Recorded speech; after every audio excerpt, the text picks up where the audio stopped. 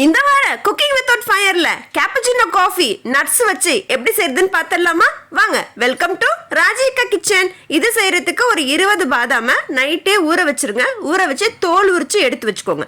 அதுக்கப்புறம் ஒரு மிக்ஸி ஜார்ல தேவையான அளவு சுகர் சேர்த்துக்கோங்க. டயட்ல இருக்கிறவங்களும் இந்த ரெசிபியை செஞ்சு சாப்பிடலாங்க.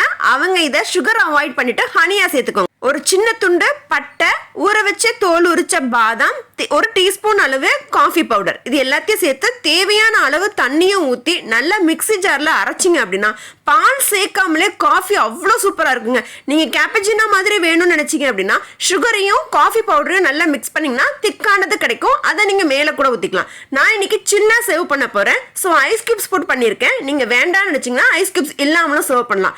மேலே கொஞ்சம் டெக்கரேஷனுக்காக காஃபி தூவி விட்டு சர்வ் பண்ணீங்கன்னா அட்டகாசமான நட்ஸ் கேப்பச்சினோ காஃபி ரெடிங்க. அடுத்தது அடுப்பே பற்ற வைக்காத டீ எப்படி செய்யறதுன்னு பார்க்கலாம். வெயிட் பண்ணுங்க. அது வரைக்கும் டாடா.